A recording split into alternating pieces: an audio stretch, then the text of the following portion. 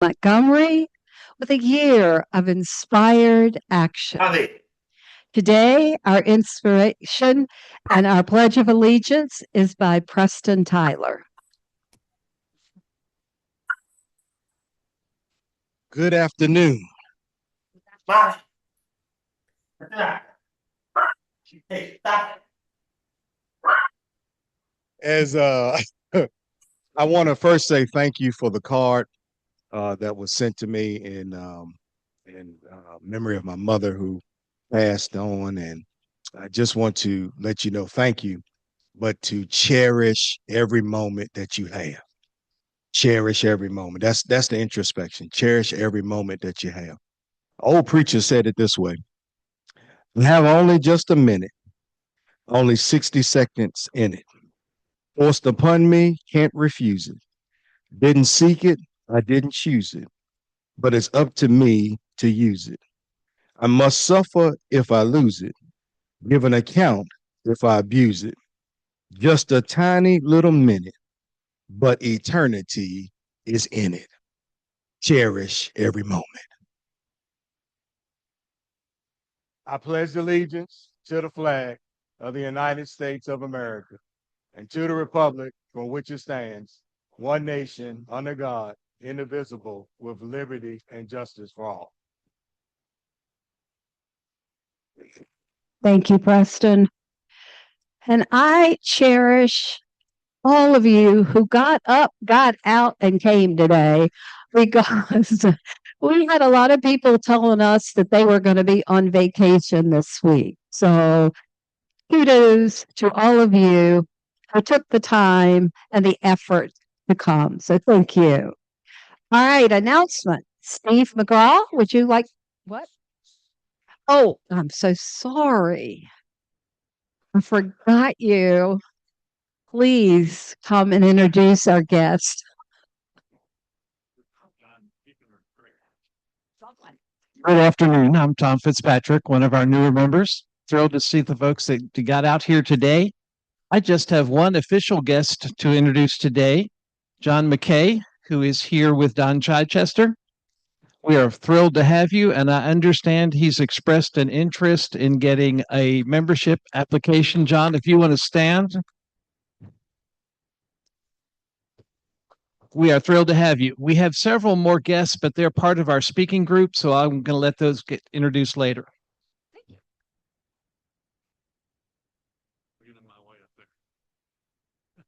Now, Steve McGraw. First, I just want to tell you, you never know when you're going to meet friends or sons of old friends like McKay here. And his father and I were good buddies who used to travel together many, many years ago. Glad to see you, sir. You resemble your father. For the fun committee, I'm going to tell you again that on Thursday evening, July 30th at Ramini's Italian restaurant on Brambleton Avenue, we will be gathering in their back room, which is a very nice area if you've been there, and I hope to see 20 or 30 of you there at least. Thank you.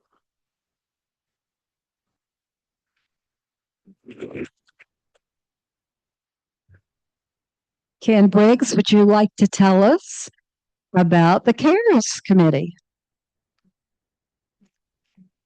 Yes, I am on the Kiwanis CARES Committee. That's CARES with a K. We try to spell everything we can that way. Probably one of our least known committees, and we try to remain quiet, but try to reach out to folks that we think that have been sick or may need our assistance. If you're interested in serving your fellow Kiwanian and caring, we're going to meet tomorrow morning by Zoom at 10:30. JC Taylor's going to host our Zoom meeting. If you're interested in learning more or joining us for about a 30-minute meeting, let me know. Thank you.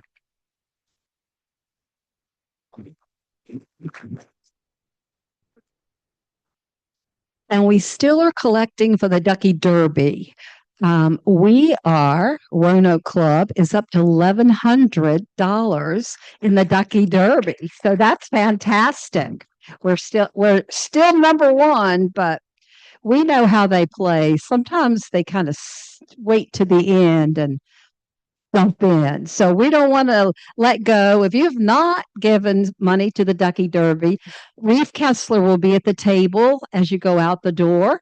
You can just drop some money off and he will take care of it. Or you can go on the website and put it in yourself. But don't forget about the Ducky Derby.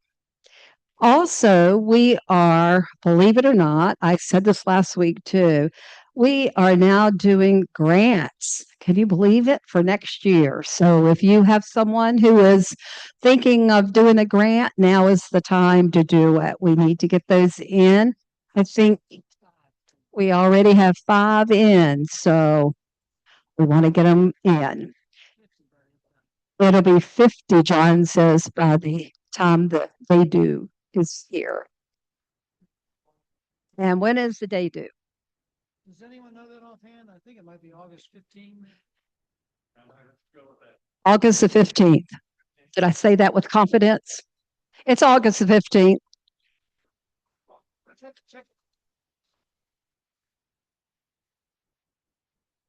That's only if you don't believe me. No, I'm just kidding. I would check the website. All right. Since you have some good ideas, would you like to come and give an announcement?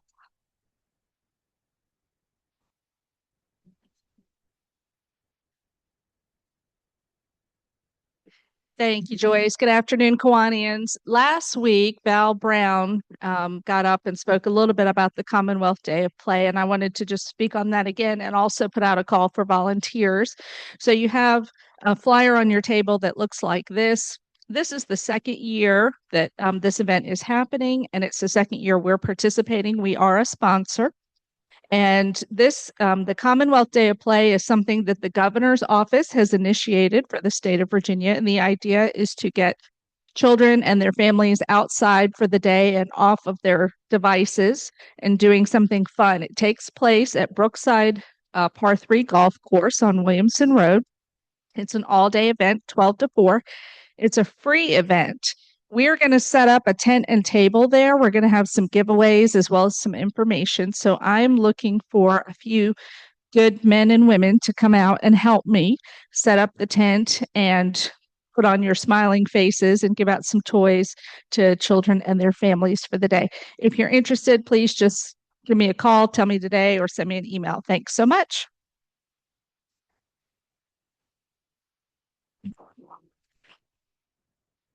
If anyone else has an announcement, we have time. Also, brag bucks.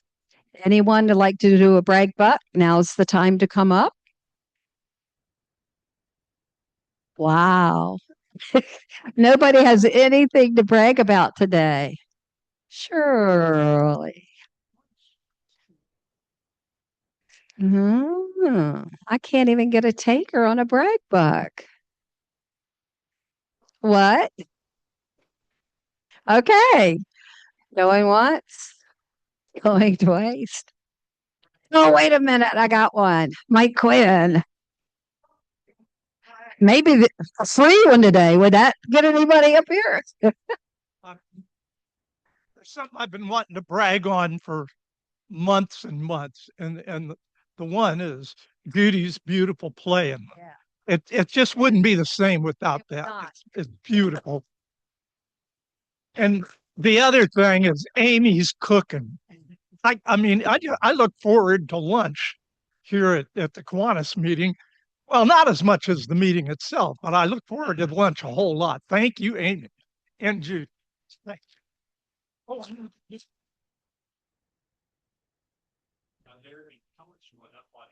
Oh, okay. Do one? Go. So this is a little bit overdue as well. Many of you might remember we have spoken about a new Kiwanis Club in our division, and this is the Kiwanis Club of Halifax. We previously referred to it as South Boston, but they wanted to call themselves Halifax because they cover a broader area. That club has been formed. They've had 2 initial meetings. They have about 15 members to get started in that club, and they have really done an amazing job. They've had a lot of community support. They're doing a good job getting their name out there. And Joyce and I are club coaches for them. We are very, very proud of all the efforts that they have put in to meet the needs of youth in their community.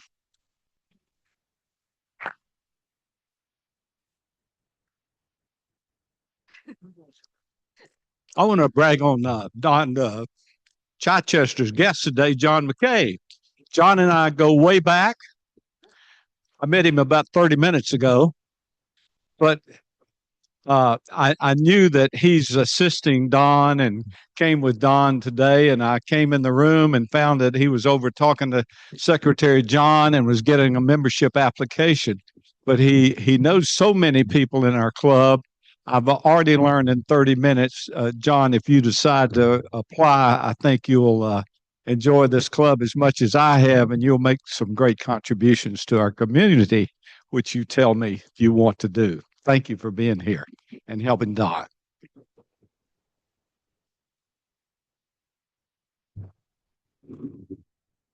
Well, I appreciate that. Thank you. All right. Now I will call Bart Wilder.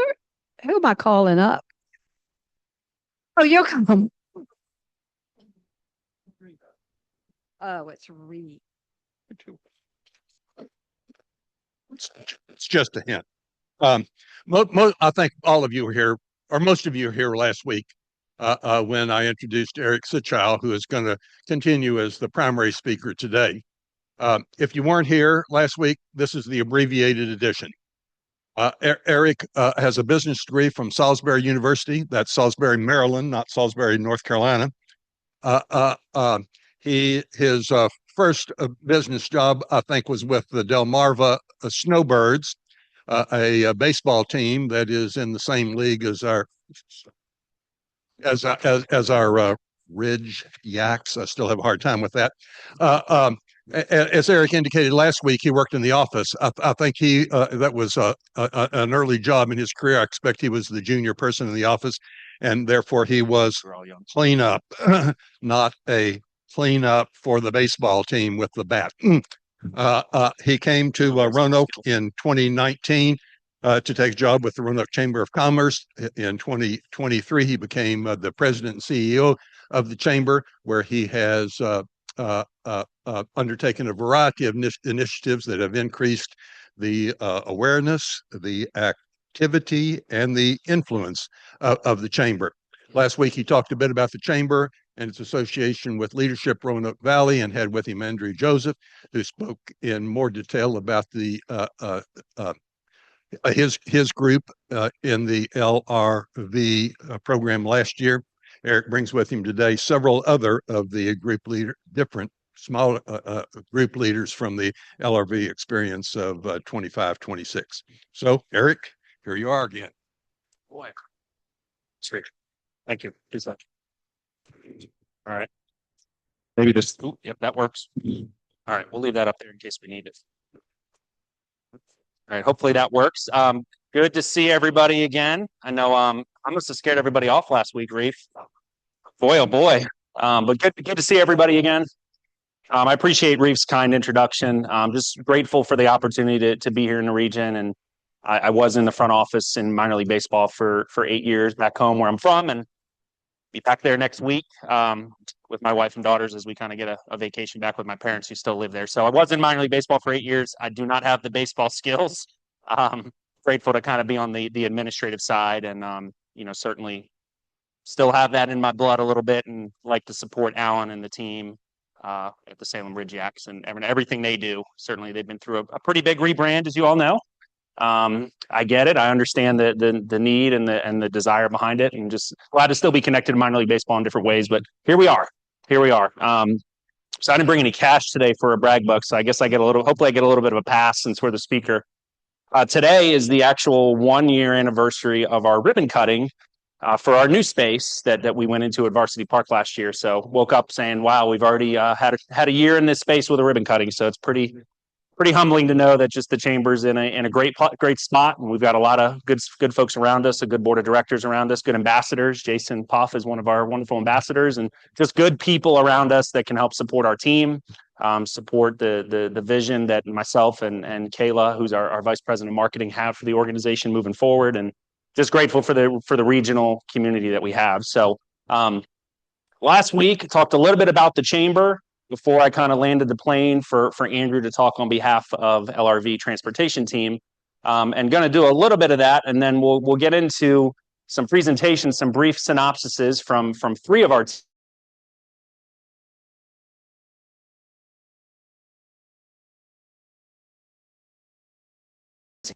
with LRV this year. Am I right on that, or am I missing one? No, it's 5. Okay, I was about to say I might have messed up there. So 5 teams. This is like almost too loud now. Bring that down a little bit. So 5 teams, you'll hear from them shortly as a real brief synopsis on their days. And one clarification I'll make from last week is the topics that the cohort has, and on your tables, I think on most of the tables is an LRV program from the year. So hopefully that gives you some good reference of the folks involved, and certainly you'll put a face to names with 3 of those folks here shortly.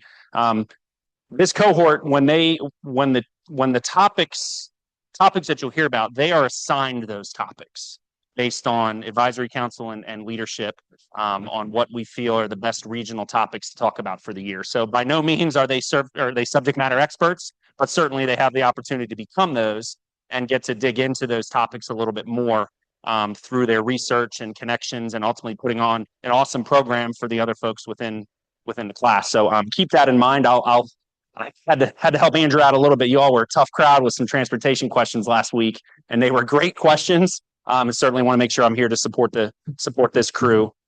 We're getting multiple. Yeah. Okay. It's loud enough, right? I'm just glad to be able to support the crew with any questions you might have. So certainly want to make sure we have time for that, because we do have a little bit of extended time. So you'll hear from them each from a couple minutes on really what their day entailed, similar to what Andrew provided last week, but maybe on a little bit of a brevity scale of what their focus was, what their calls to action were, and what did these folks, as representing their teams, really want their class to take away from, and what did they feel their class needed to hear when it came to those particular topics. So I encourage you, please take the annual report that is on your table, and please take the LRV program that's on your table. LRV has a long history of over 40 years of alumni. There's many of you in this room. Many of you in this room have gone through the program, and just that alumni list is very, very distinguished. It's folks that, even now it's a distinguished list of folks, and so glad that these 4 individuals and Andrew and others last week were able to go through the program and find their own impact and be able to get involved in ways to allow them to say, we're glad we did LRV. We're glad we did Leadership Roanoke Valley. So as far as the teams are concerned, on page 28, if you're following along, and for those on Zoom, sorry, you can't follow along, but it's all good. You'll hear from Ryan McDonald shortly with RSVP Inc. He was kind of the team leader and really vocal spokesperson. I applaud Ryan for the initiative and the leadership that he took with his team to really pull off an awesome program. Really kicked off the year as far as the participant-led program. So Ryan and his team were the small business development team, the technology team, who you'll hear from shortly. He's coming in on 2 wheels, but James Kittinger with Virginia Tech Carilion School of Medicine hopefully will speak. If not, Lynn and Leah. Lynn is on my team at the chamber. She's our director of membership. First chamber employee, I believe, to ever go through LRV. So that's pretty cool. And then Leah with Roanoke Gas Company. So they're here right now. They might have to pinch hit. We'll use the baseball puns. They might have to pinch hit here shortly, but they were the technology team. The transportation team, you of course heard from Andrew last week on their plan. The workforce sustainability team was unable, again, schedules are busy. They were unable to join us, but they had a really awesome day around workforce sustainability as a part of their day, only because it was there when I was there. They brought in Crumble Cookie, which is going to be a new business opening up in Old Country Plaza. So that was kind of a cool part to their day to really tie in the entrepreneurship and the workforce sustainability of how that's all occurring in that part of Roanoke County. So we're proud of our workforce sustainability team. And then our tourism team, Garrett Loudon with Atlantic Union Bank will give a synopsis on the tourism team. And they had a really cool day out at Explore Park.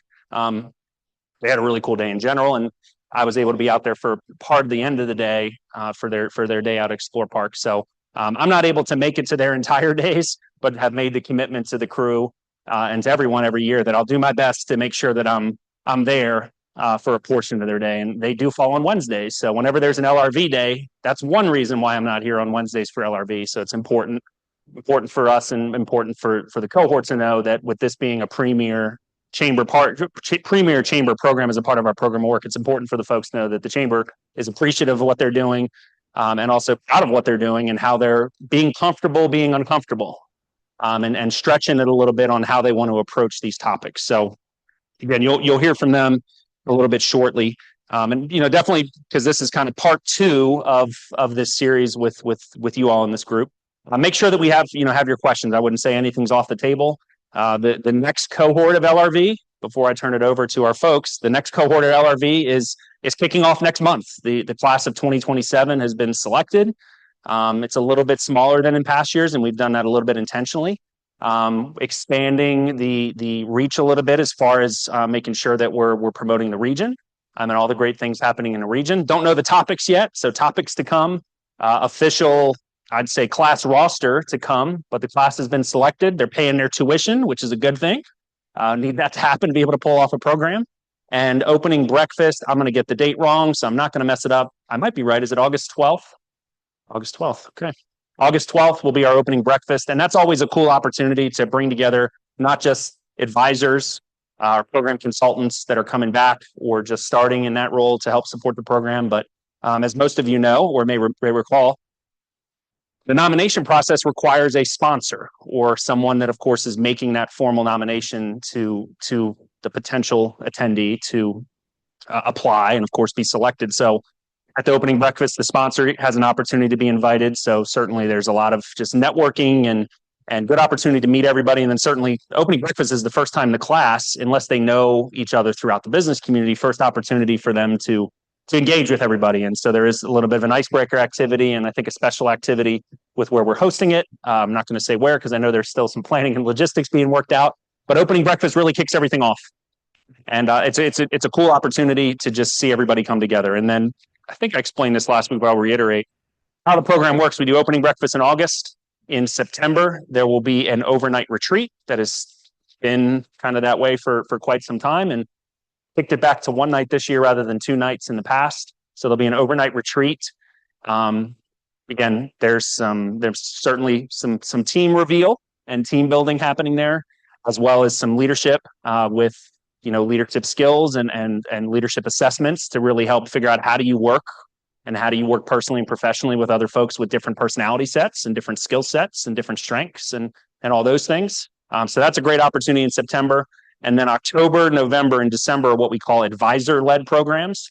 And very self-explanatory, the advisors that have gone through the program are the ones that are pulling off those programs to really give the blueprint for the teams based on their topic that they'll know about by that point, how to pull off a successful day and how to spread the love and make sure that the speakers and the content and the calls to action are spread out throughout the day. So, and then when we get to January through May, depending on, sometimes there's an advisor leadership day in January, and that might be the case this year. There is. So there's 4 advisor leadership days. So this coming year, we'll do an advisor leadership day in January, and then February, March, April, and May will be the participant-led programs. And again, led by the teams, and they, do their best based on their topic to really just try to figure out where can we be a little bit different. And sometimes the questions come up, well, what did the team do last year? It doesn't matter. It doesn't matter what the team did. What do you want your impact to be? And if there's crossover from what a previous team did, that's fine. It's all about what's their strategy, what is their brainstorming as far as how they want to tie in and show the impact of that program. So we're excited for the class of 2027. Glad that this crew that just graduated can now help us kind of reinvigorate the LRV Alumni Committee. That's a work in progress. We'll get it there. So that's really the LRV program here in a nutshell. So proud of our group you'll hear from shortly, and then excited for the class coming up. And as mentioned last week, the class culminates in June with a graduation. So that was just last month for this crew, and we're going to blink and it'll be here before we know it. So proud of this being an important part of our program of work. I mentioned a little bit last week, and we got into a little bit of it with the question and answers or questions that you all had, just the importance of advocacy. And I believe we're going to be tying, well, I know we're going to be tying that in a little bit to this coming program year, just the importance of advocacy. But just I continue to just chuckle and just smile at just how important this region needs to be aligned on making sure that our region is appreciated, making sure our region is respected in Richmond and beyond, as far as what we're doing and the good things that are happening and the good economic development that's happening, the good regionalism that's happening, the new businesses that are coming in, the legacy businesses that are continuing to grow. I was down in Franklin County this morning for a focus group, and kept coming back to advocacy and transportation infrastructure. And I can't not go during a chamber event to mention the importance of our airport. So most of you heard that last week. When we fly ROA, and so important that we so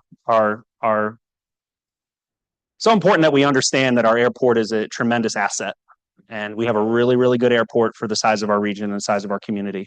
And we're doing a lot of work behind the scenes and in the scenes on airport advocacy and ensuring that we can try to get some additional funding there for the right reasons and for the, again, just for the right reasons. So just encourage you to stay connected with the chamber. Certainly that happens, whether it's Mike O'Brockter or Mike McAvoy or John or Reef and Jason and others, Kevin Holt and Bart Wilner, and every single one of you has had an impact on the chamber at some point. And it's important for us to make sure that we're getting other folks involved and making sure they understand the impact that chambers of commerce around the country have. I'm grateful that we have a strong budget. I'm grateful that we have a strong team and doing a lot of good things. There's chambers across the country that are shuttering, that are struggling. And that is not a good look on the industry, not a good look on chambers in general. I'm glad that we're strong, and just ask each of you to make sure so that we are continuing to support us. Of course, I can be biased on that. But that we know the impacts of chambers across the country are real, and it's happening, and just grateful for the business communities that support those across our country. So spoken longer than I should, but I don't have a list of notes, but I do pretty good without it. So at this point, I'm going to turn it over to kick us off with the small business development team. Before I do that, let me introduce our guests, because then we'll just kind of go one after the other. So Ryan McDonald. Raise your hand, Ryan. Ryan McDonald will speak here shortly on behalf of the Small Business Development Team. He works for RSVP Inc. Lynn Fusco, who's our Director of Membership with the Chamber. Leah, I'm going to mess up your last name. Leah Chapin, works with Roanoke Gas. I know many of you know Paul Nestor and Tommy Oliver and Brooke, and so glad that Leah's a part of the cohort and all that Roanoke Gas does for our region. I'll get back to Anna in a minute. Garrett Loudon with Atlantic Union Bank. So we'll see. I'm trying to kind of stall a little bit for Lynn and Leah, because James was really their spokesperson, but he is not here yet. So they might be on, but they're going to go third. So Ryan will speak first, then Garrett on behalf of the tourism team with Atlantic Union. And then I did want to make sure that we recognize again, Anna Fierro is our chair for the next two cohorts for LRV, class of 2022, and has been involved as an advisor, and grateful and thankful for Anna stepping up to be, really on that chair level as a leader to help support Kelly on our team, who's our LRV liaison internally, but really help set some different direction and help make sure that the program stays connected to the chamber mission. And grateful for Anna and all she's done, and know that it'll be continued to be great. So if you ever have any questions on LRV, certainly you got an inside track with Lynn, because she's on our team. But anytime you have any questions, feel free to reach out to me or Anna. We're just grateful for the opportunity. So at this point, I'm going to turn it over to Ryan, who's going to give you a high-level 30,000-foot view of small business development. We'll then go to Garrett from a tourism perspective. And then Lynn and Leah, we'll see. James has got to make it. If not, they're going to do a great job giving you a little bit of a synopsis on technology. And then we'll have an opportunity for questions, I'm sure. And anything and everything is on the table. I'll do my best to support these folks with the questions. So with that, Ryan, you got to take the microphone. Thank you very much, Eric. How's it going, everybody? I am Ryan. I am the area coordinator for RSVP here in the Roanoke area. Anna Fierro is one of my bosses. So I was able to get into Leadership Roanoke Valley through her as a sponsor.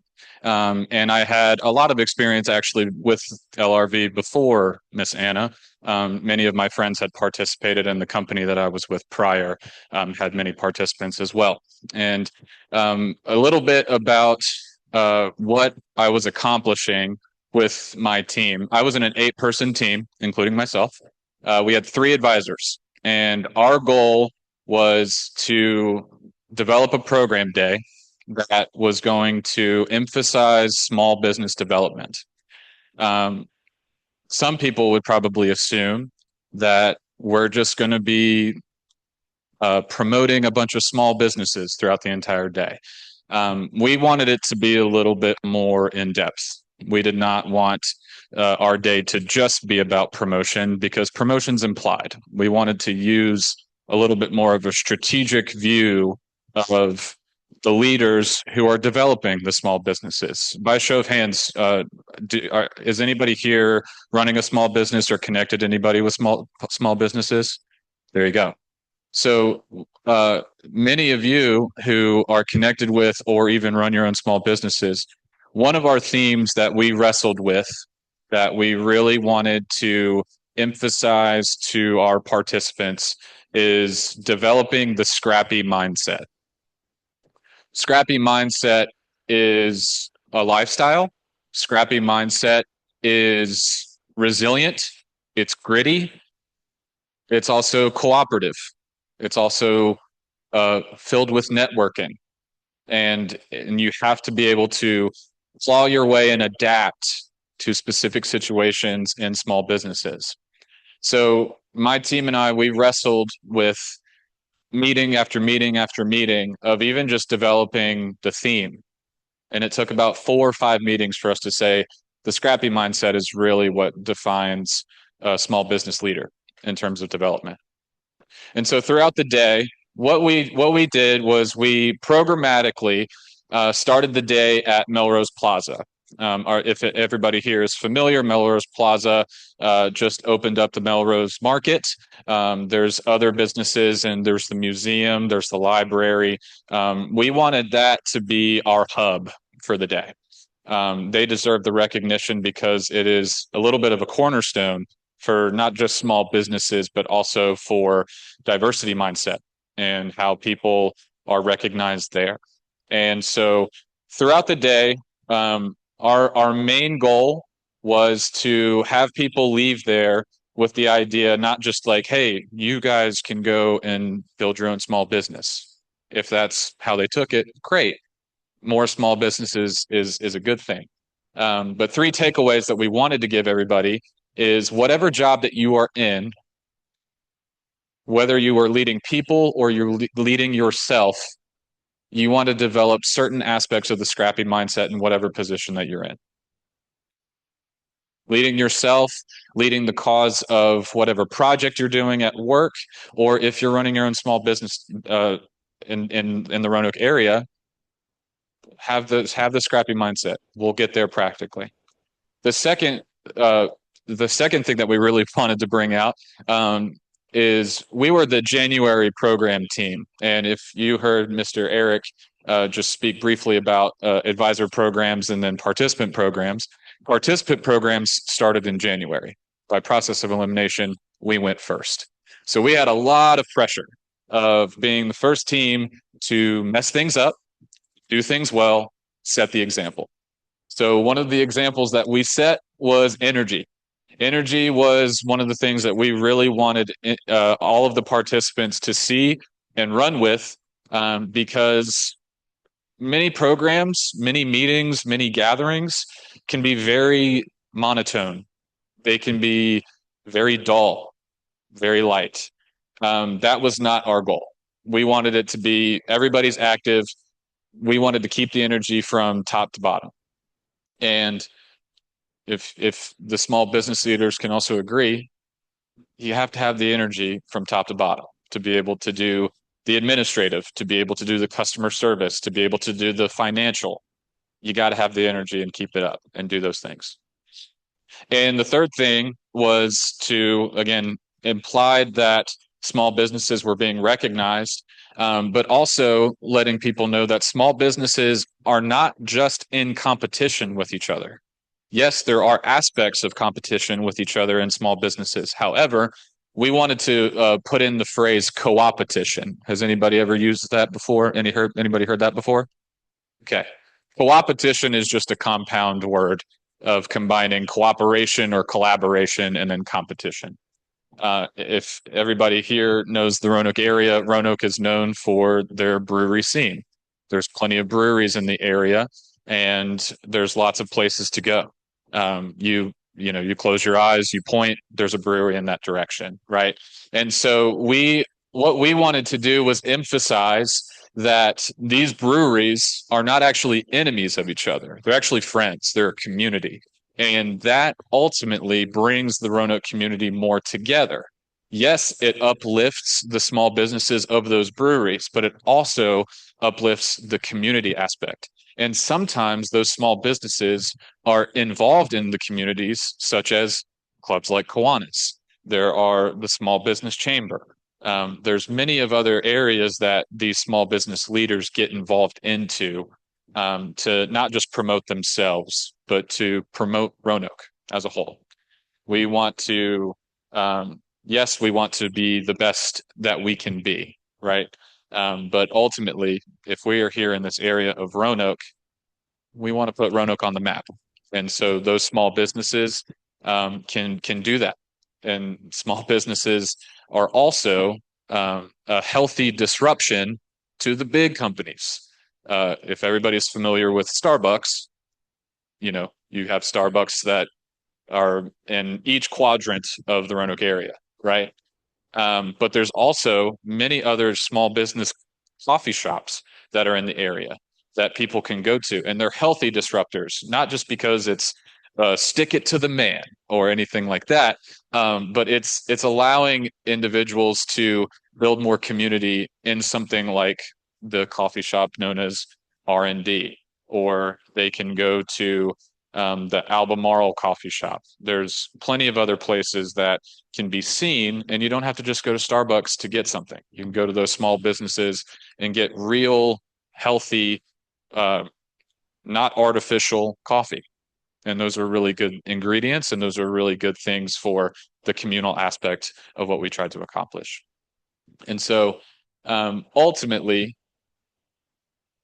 I would say one of my biggest takeaways of the program actually wasn't even the program. As you know, I was in learning leadership aspects of myself and of the members of the team around me. The program day, my contemporaries here might disagree. The program day was cake. I didn't have to, that was fun. It took a lot of planning, and there was work to be put into, and it was a great day for all of the teams that had their program days. The struggle for me was finding my voice. It was actually killing off my insecurities. It was being a person in the room that didn't have to see another person and immediately have these negative thoughts that just flow through my head, right? Many of us may have struggled with that for as long as we've known. But again, I was in a team of 8 people. So that's a lot of people's voices being shared all at the same time. And it wasn't until we really had a breakthrough moment. This is one of my favorite moments. We had an advisor program day through Junior Achievement. Or is everybody in here familiar with Junior Achievement? Most of you should be, because it's one of your sponsors. And so we had a Junior Achievement Day where we led students through Junior Achievement through the morning up until the end of school. And then we had a breakdown of that program. And then my team and I, as intelligent as we are, decided that we wanted to meet after that program day. And so we were exhausted. We were agitated. I wanted to go home. And our advisor was noticing these things happening in real time. And the advisor bluntly and without hesitation just said, "So who's upset? Who's agitated right now?" and many of us raised our hands for different reasons. It led to some cordial arguments. It led to some fun language. It led to the most beautiful moment of the program day.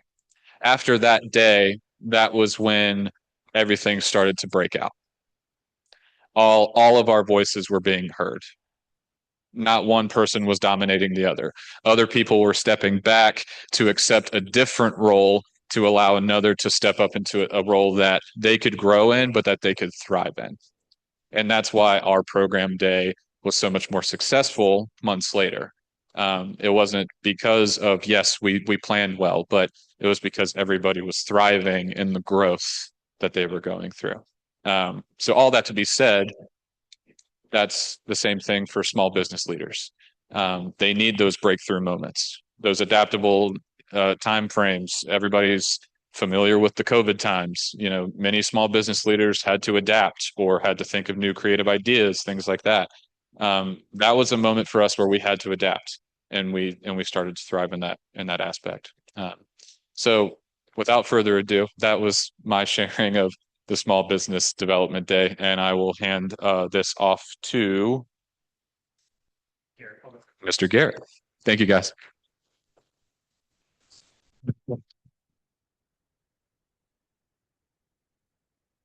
I'm Garrett Lauthan. I'm with the Senior Branch Manager for Atlantic Union Bank off Colonial Avenue, and I've had a number of people that I've worked with go through Leadership Roanoke Valley. And so, as a leader in banking and in the community, it's great to be a part of Leadership Roanoke Valley. And I've actually accepted other roles inside of the chamber as an ambassador, and now helping with this coming up cohort with planning our retreats and other things amongst that time. So, but I was, as Eric said, I was with the tourism team, and our goal was to show that many people in our cohort are from or around the Roanoke area, grew up. And I think the stigma that comes with that is there's nothing to do in Roanoke. People will get bored of the same old, same old. They're not out exploring. They're not trying to figure out what there's to do. And they only do the same thing over and over and over again. You go to the same parks, you go to the same movie theaters, you go to the same breweries, as Ryan said, you do the same thing over and over again. So our team's goal mainly was to rediscover or to discover the Roanoke Valley if you hadn't already. Because we did have a few people in our cohort that weren't from the Roanoke area, never really had gotten out to explore Roanoke. So Ryan got to go first in January, and he got to make that precedent of fail first, learn first, and impress first, where we had to be impressed and be shown how to do it. And we had a lot of alterations that happened during our program. We also lost a member of our team who she ended up changing roles in her career. And so we went from having a 7 crew to 6 plus 3 advisors. So, and she was critical because she was part of our financial team during all of our fundraising. Because in Leadership Roanoke Valley, you fundraise your own day. That's not given to you. You reach out to those small businesses or businesses in general, and you ask for in-kind donations or you ask for donations to support your day. So tourism and rediscovering Roanoke was a challenge in and of itself. Tourism is vast, and you're not given a topic other than the word tourism. They say tourism and you run with it. And we're like, what does that mean? So you start with defining tourism and what's the true definition of that, and what does it look like when you go on vacation to somewhere other than Roanoke? So ultimately we came down to, it was either going to go to Carbons Cove and we were going to be on the water for part of our day, and then we were going to try to use the Blue Ridge Parkway, because you can't think of tourism in this area without the Blue Ridge Parkway. It's the most traveled tourist destination in Roanoke. It encompasses so much with the Star and everything else. So we said, well, let's look at Carbons Cove. And ultimately, with 50 or 55 people, Carbons Cove is not very accommodating to that many people. They just don't simply have that many boats for everyone to be out at the same time. And the trails aren't quite long enough or accessible for technology to get out there to speak to everyone in the facet like we do here, because we utilize microphones, projectors, and everything else for our days. So we settled on Explore Park. And if you've been to Explore Park recently, they've just remodeled their entire inside visitor center, which is beautiful. So we had the challenge of making sure that that was going to be ready for us before we got up there. So we presented on the 3rd Wednesday of May and it opened on the second week of May. So we had a 7-day grace period to make sure we could actually be there. And we had already planned this entire 8-hour day to be there. So while we were up there, we got to partner with Alex North and his team with Explore Park. And we took 3 shuttles that they had up there and packed them full of our participants, roughly 33 people on buses, and got them to be shuttled around Explore Park to show off everything that has been put into that area. All the new pavement that's gone in, all the greenway extension that's been going in, all the greenway expansion that's planned to go in to allow for outdoor activities, because you don't come to Roanoke either without going outside. That's either in the mountains or it is downtown Roanoke or in Salem or going to a concert at Dr. Pepper Park. So we wanted to encompass outdoors. What a better way to do that than Explore Park? The other part that doesn't get a lot of scenery anymore, especially since COVID happened, is downtown Roanoke. So after we got done exploring Explore Park and talking about all the things that they have going on up there, we jumped on a charter bus and came downtown Roanoke, all of us on one bus, and we actually ate right below us. We catered lunch with Elliot and his team and orchestrated for everyone to have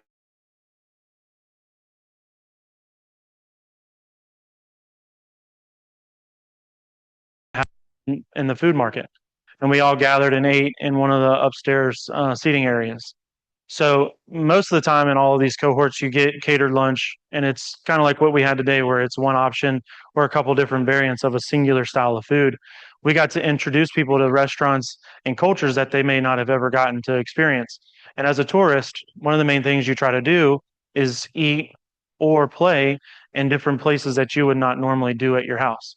So what a better way than to have, Jamaican restaurants or other Caribbean style food or Chinese food or American style food and encompass that into your tourist style day.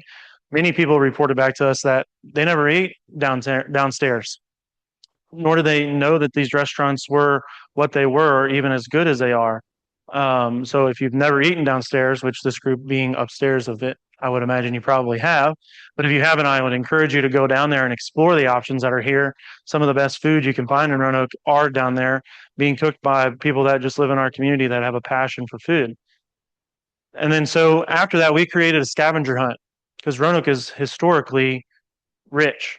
So there's so much right here in just this area. We're in a historic building ourselves right now. So we got to eat in a historic location and explore that. And then we got to move on into Roanoke. And then just in the couple blocks, we got to see so much, from our sister cities to the old firehouse, to the rail walk, to Mass General Store, all these places that people either don't come down to downtown Roanoke, one, because they have a hard time getting down here for parking or just don't know where to park or what to do when you get down here, because you have to sort of be guided along. So we did a scavenger hunt / tour guide, and we took them to 10 to 12 different spots and asked them to look for different memorials that were done around town, all the old historic paintings that are still up in downtown, all the old historic paintings of advertisements that are still down here, your Dr. Pepper Park signs, your coffee signs, all the things that Roanoke is known for, Norfolk Southern, all the railroad industry that built this town was then rediscovered or discovered for the first time through this tourism team. And ultimately, we had, I think we had 6 groups being led by what we called ourselves as tour guides. And we did the whole 9 yards of bright yellow shirts and the khaki pants and your traditional style tour guide, so that you knew that you were on a tour, but you were also looking for these things in a scavenger type of way.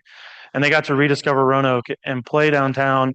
And then we met up at Six and Sky and took a picture one last time as a complete cohort to sort of encompass. You don't go on a tourism trip and not take a picture to commemorate some sort of selfie or some sort of family picture, or ask some stranger to take your phone and smile and ask them to take your picture. I mean, there's some sort of awkwardness built into it. So they did that at the very end of the day, but during the day, they continued to take pictures of themselves and submit them back to us so that we can create a collage of all of the things that they did in that day.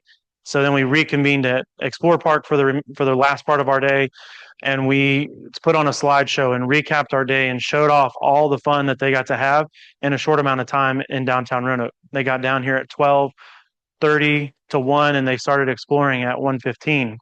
They were back at Explore Park by 4. So in just 3.5 hours, they were able to see 10 different things and have an idea of what to come back down here to do with their families or their loved ones or their friends that they invite to Roanoke. We don't have to go outside of Roanoke to have fun. It's right here in our backyard. It just takes some eye opening to get you there. So that was ultimately our goal, and our call to action was to come back downtown and do all the things. And we just had the national bike races here, so people get to come down and explore that. And we've had participants come back for that. And then we wrapped up our day because we were May, so we got to celebrate in what we called the happiest hour. And we went over to a brewery there, Twisted Track, or not Twisted Track, Twin Creeks, and got to enjoy some beverages and food and listen to live jazz music from a local band because one of our participants is with the Roanoke Symphony Orchestra. So we were able to use her connection and got a live jazz band to come out and play for us. So ultimately, we had a lot of fun and got to rediscover the Roanoke Valley. So that was tourism. So with that, James has showed up. I'll introduce him real quick. Eric's going to introduce him. All right. Thank you, Garrett. All right. So James is going to be last up, and he has it easy because Ryan and Garrett were able to give a good synopsis. So James is with Virginia Tech Carolian School of Medicine. Yes, right? Am I right on that? Okay. And James was really the leader along with Lynn and Leah on the technology team. So James, appreciate you making it. He's been navigating a bunch of things today, and we're glad he made it on 2 wheels. So James is going to give you a quick synopsis, and we'll probably have like time for probably 3 questions just to be fair to everybody's time. But James Kittinger, technology team.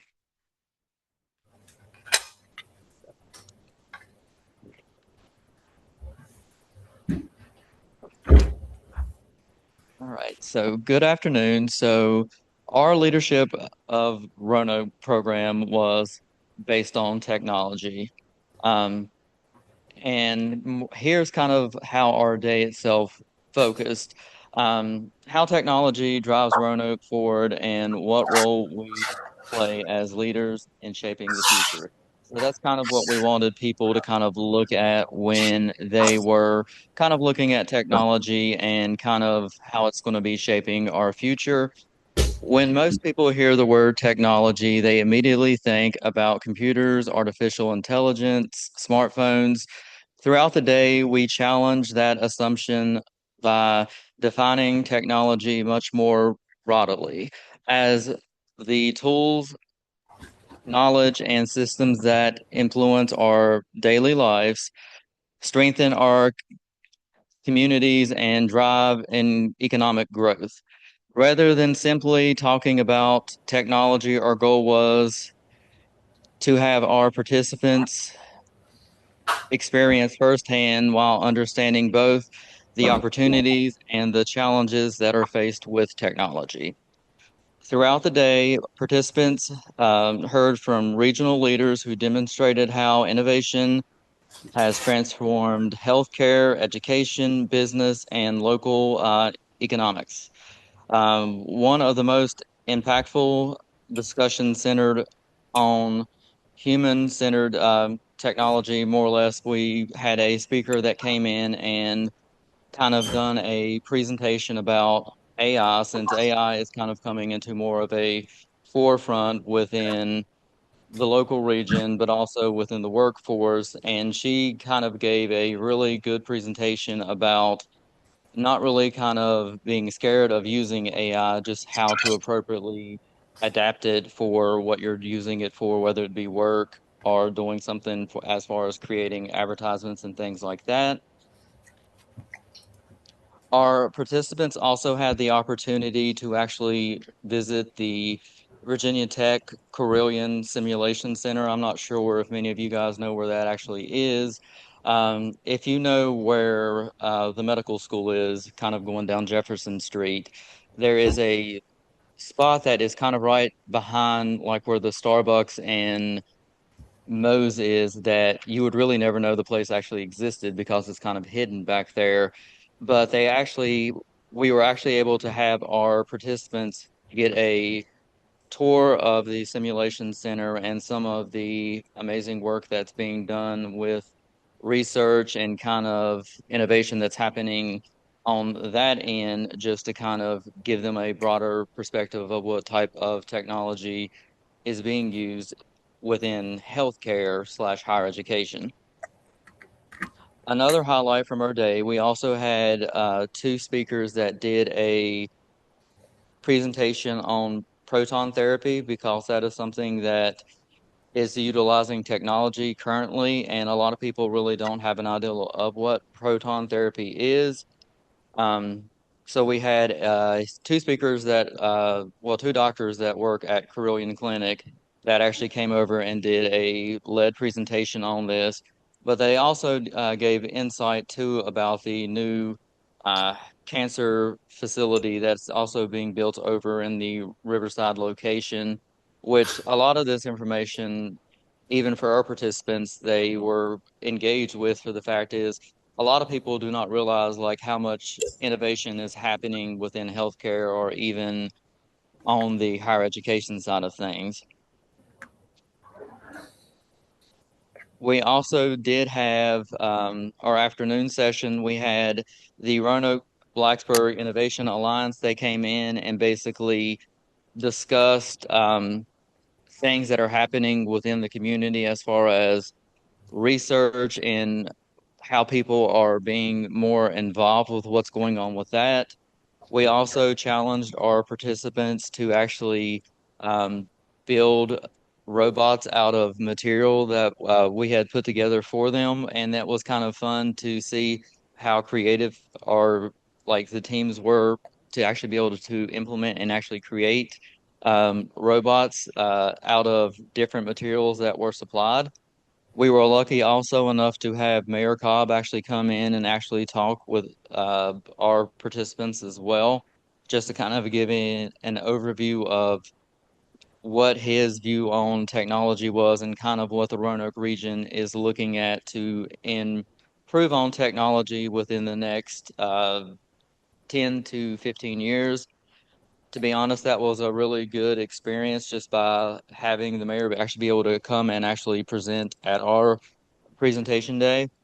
So for us, our call to action was, as we concluded our day, we challenged participants not to let the experience in with walking out of the door. First, we encouraged them to become CPR and AED certified, realizing that technology is only powerful as the people who know and how to actually use it. Second, we encouraged our participants to continue engaging and networking with opportunities around the region. We also had our event after our program day where we actually teamed up with a event where we had a beer and biotech regional event that was right after our program day, and this was also a great networking opportunity that we were also able to kind of interact with our peers to see what they thought of our program day. So finally, we challenge everyone to think critically about the role technology plays in their own lives, and we ask them three questions. Can you identify three ways technology is improving your community? What opportunities and challenges do you see for the future relating to technology? And perhaps the most importantly, are we controlling technology or is technology controlling us? And that is a synopsis of how our program day was. Great.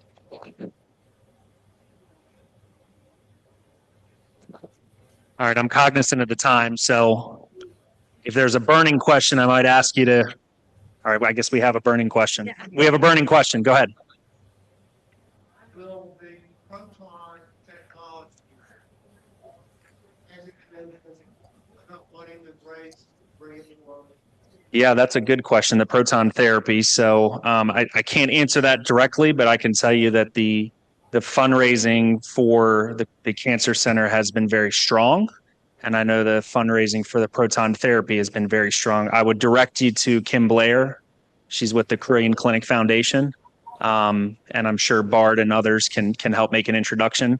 It's going to be an incredible building. That much I know. And I know the excitement around that building and that particular therapy is pretty awesome, because we'll be in a very unique position of one of a very few amount of places across the country keyword, few places across the country that'll be offering that therapy. So it'll end up being a tourism, a small business, a technology, a workforce sustainability, and a transportation driver. Like that, how I circle back to that, Reef. Yeah, great question. You said that perfectly.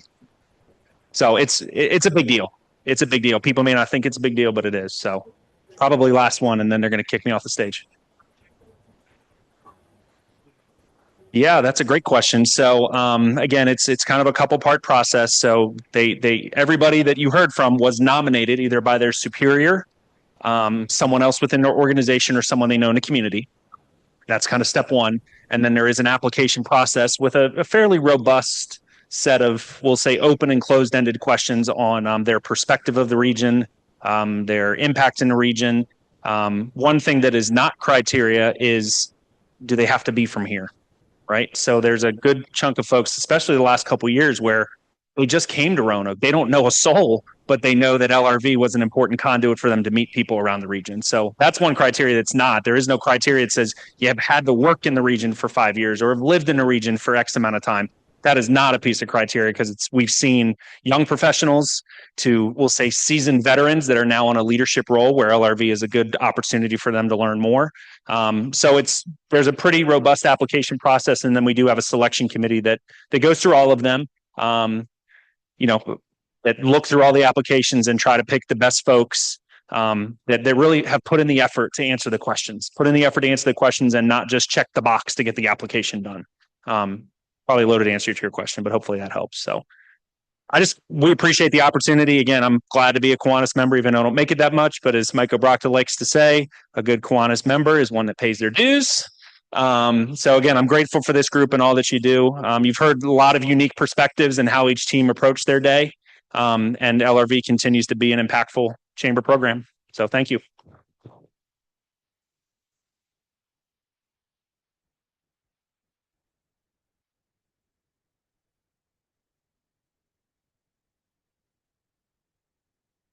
Oh, we are on.